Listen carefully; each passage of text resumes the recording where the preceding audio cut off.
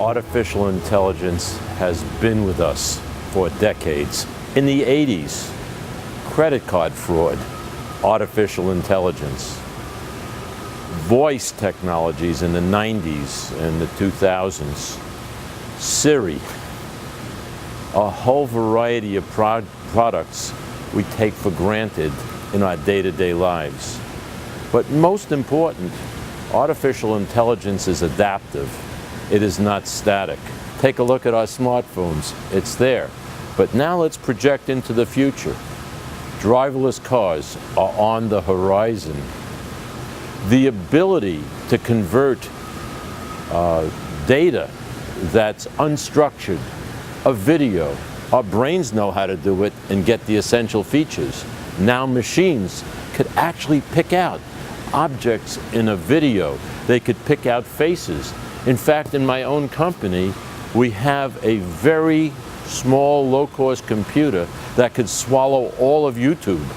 And you could identify every person in every YouTube video near real time. The ability to do things like that enable cars to drive, decisions to be made. They could determine where obstacles are and instantly make decisions to get around it. It's here, and it's only growing.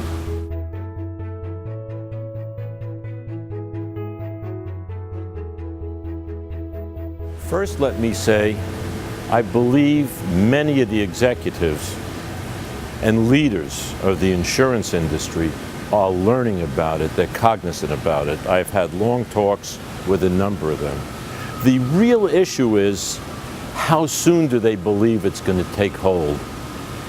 If you ask, they all believe, I think 70% in a recent survey said they believe artificial intelligence is going to take hold.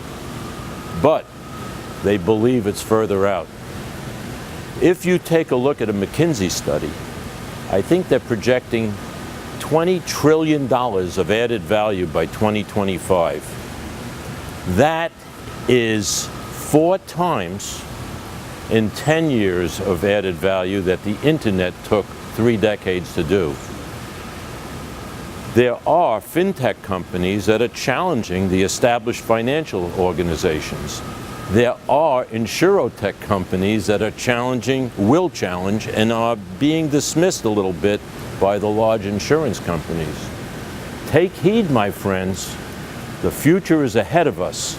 So here is what I suggest they do. First, the leadership, the CEO and their leadership team needs to get educated on how strong the AI is. Second, and they need to really be educated, they can't delegate this. Second, they need to do an inventory of where are the products they have and what's the first logical product for a proof of concept. Third, they need to build an ecosystem of the high-tech companies that are available and the consulting companies that already have products. Deloitte has a product for insurance, for property. And finally, they need to initiate proof of concepts. It's going to cost money to demonstrate these things, but it's going to have incredible value. So I'm confident that with the brilliant leadership this industry has, they're going to pull that time horizon in and be successful.